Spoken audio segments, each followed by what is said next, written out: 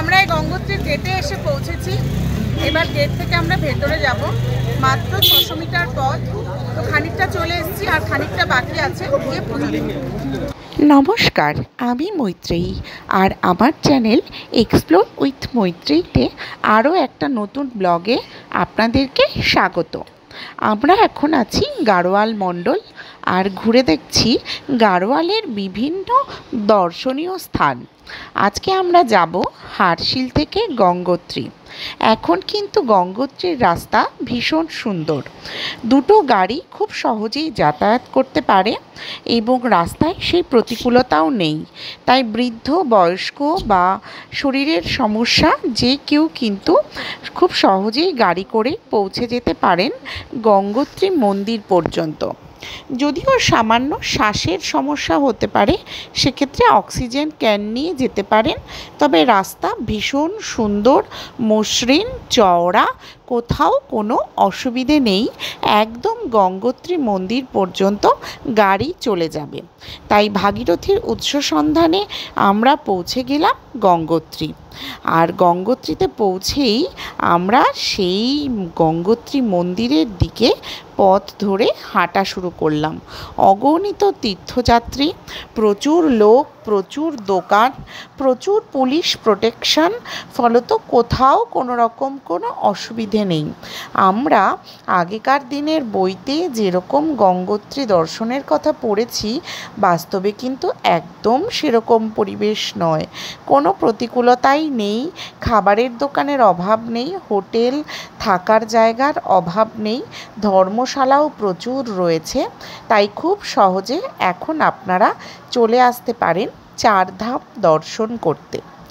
আমাদের গাড়ি মেন দরজা থেকে 600 মিটার দূরে দাঁড়ালো এবং এই 600 মিটার হেঁটে আমরা এসে পৌঁছালাম গঙ্গোত্রী মন্দিরের সামনে। এখন মন্দির ভীষণই ফাঁকা, তো একদমই ফাঁকা, মনে হচ্ছে না পুজো দিতে খুব একটা অসুবিধা হবে। সেরকম কোনো লাইনের ভিড় নেই, ভেতরে ক্যামেরা অ্যালাউ নেই, তাই ভেতরটা দেখাতে পারলাম না। এবার আমরা পুজোর জন্য যাত্রা করব। পুজো সামগ্রীও আমরা নিয়ে নিয়েছি, এবার মায়ের পুজো দিতে যাব। মন্দির প্রাঙ্গণে রয়েছে প্রচুর দোকান, তাই পূজার সামগ্রী কেনার কোনো অসুবিধে নেই। এখানে প্রচুর পসরা সাজানো রয়েছে, যে কোনো দোকান থেকে পূজা সামগ্রী কিনে নিয়ে সোজা চলে যেতে পারেন পূজা মন্দিরে। দুপাশে প্রচুর দোকানপাট, যেমন খাওয়ার দোকান রয়েছে, তেমনি নানান উলের জিনিসপত্রের দোকান রয়েছে, বিভিন্ন ভগবানের মূর্তির দোকানও রয়েছে। পাশাপাশি রয়েছে ছোট ছোট হোটেল কিংবা পান্থনিবাস।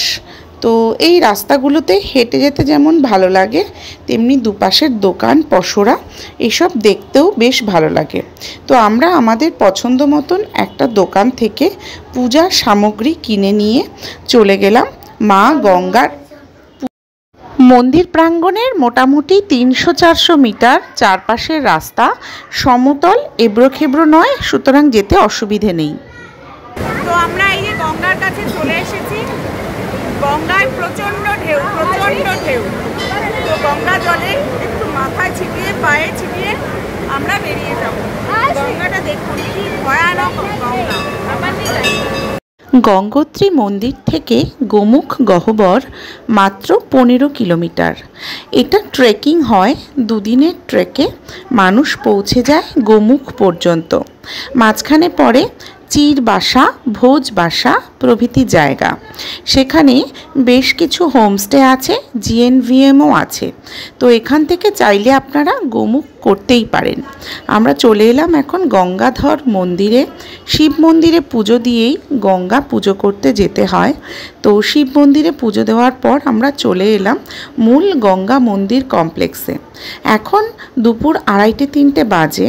মন্দির কমপ্লেক্স কিন্তু বেশ ফাঁকা, আর ওই দূরে দেখা যাচ্ছে সোনালি রঙের মা গঙ্গার মূর্তি। এখানে মা গঙ্গা মূর্তি কিন্তু সোনার মূর্তি, সেই সোনার মূর্তির গায়ে চলি দেওয়া রয়েছে। তো আমরা পুজো সামগ্রী নিয়ে লাইনে, তো ফাঁকায় ফাঁকায় খুব সুন্দর পুজো দিয়েছি। মায়ের দর্শন খুব সুন্দর হয়েছে এবং একদমই ফাঁকা ছিল, দারুণ পুজো দিতে পেরেছি। মায়ের কৃপা আছে। তো যে যেখানে আছে সবাই ভালো থাকুক, সুস্থ থাকুক। যারা মৃত মানুষ, যারা আমার মৃত পরিবারের লোকজন, তাদের আত্মার শান্তি মিলুক, গঙ্গোত্রী ধামে এসে পূর্ণাত্মার মুক্তি মেলে। তো আমিও আমার পূর্বপুরুষদের মুক্তির জন্য প্রার্থনা করলাম এবং আমার পরিবারের সকলের ভালো থাকার জন্য প্রার্থনা করলাম এবং যে যেখানে আছে সবাই সুস্থ থাকুক এই প্রার্থনা করলাম ঈশ্বরের কাছে। আমার মা দীর্ঘদিনের ইচ্ছে ছিল আসবে, কিন্তু মা আসতে পারেনি, আজকে আমি আসতে পারলাম। তো ভগবান মুক্তি দিক, তার আত্মার শান্তি দিক। পুজো ভালো হয়েছে। এবার একটু আমরা গঙ্গা দেখে গঙ্গার জল নিয়ে নিচে নেমে যাব। গঙ্গোত্রী মন্দিরের চারপাশে রয়েছে প্রচুর ধর্মশালা আর ছোট ছোট প্রচুর মন্দির, যেমন ভগীরথের মন্দির রয়েছে, শিব মন্দির রয়েছে, আর শ্রী রামকৃষ্ণ দেবের মূর্তি প্রতিষ্ঠা করেছেন বিবেকানন্দ এখানে, আরও বিভিন্ন মূর্তি রয়েছে। তো এই মন্দির কমপ্লেক্সটা ঘুরে দেখতে আপনাদের বেশ কিছু সময় লাগবে, 1 ঘন্টা সময় রাখা ভালো যদি ভিড় না থাকে। আমরা ভাগ্যক্রমে আজকে এই মন্দিরটা খুবই ফাঁকা পেয়েছি, কিন্তু বেশিরভাগ সময়ই এই মন্দিরে প্রবল তীর্থযাত্রীদের চাপ থাকে। তো এখানে একটা জায়গা আছে যেখানে ভগীরথ সাধনা করেছিল মাতা গঙ্গার, সেই জায়গাটিও আপনারা দেখে নেবেন। তারপরে এই যে এই নীল রঙের জায়গাটা, তারপরে বেরিয়ে আসতে পারেন। আমরা বেশ কিছুক্ষণ ভাবুক হয়ে বসে থাকলাম এই জায়গায়, তারপরে ফেরার পথ ধরলাম। ফেরার পথে রাস্তা থেকে এই দুপাশের পসরা থেকে কিছু টুকিটাকি জিনিসপত্র কিনে নিয়ে আরেকবার গঙ্গায় এলাম। এইখানে গঙ্গার কি তীব্র স্রোত, আর জল প্রচণ্ড ঠান্ডা, মানে পা দিলে পা অসাড় হয়ে যাচ্ছে, এতটাই ঠান্ডা। তবুও সেই ঠান্ডা জল খানিকটা মাথায় ছিটিয়ে পতিত পাবনী গঙ্গাকে আমার সমস্ত পাপ ধুয়ে দেওয়ার কথা জানিয়ে ফিরে এলাম নিজের পথে। আর এই যে রাস্তার দুপাশে প্রচুর খাওয়া দাওয়ার দোকানও আছে, তো এখান থেকে কিছু খাওয়া দাওয়া সেরে তারপরে আমরা ফিরে গেলাম আবার মূল গেটের বাইরে, যেখানে আমাদের গাড়ি দাঁড়িয়ে আছে। 600 মিটার মতন হেঁটে আমাদের পৌঁছাতে হলো যেখানে আমাদের গাড়ি আছে সেই স্থানে। এই পথটি আপনাদের হেঁটেই যেতে হবে, তবে যদি কোনো অসুস্থ মানুষ থাকেন বা বৃদ্ধ মানুষ থাকেন তাদের জন্য ডলির ব্যবস্থা আছে, কিংবা হুইল চেয়ারেরও ব্যবস্থা আছে। তাই মন্দির প্রাঙ্গণ পর্যন্ত পৌঁছাতে আপনাদের কোনো রকম কোনো অসুবিধেই হবে না। গঙ্গোত্রী এত সহজে পৌঁছে যাওয়া যায় এটা একমাত্র এই সময় বলেই সম্ভব।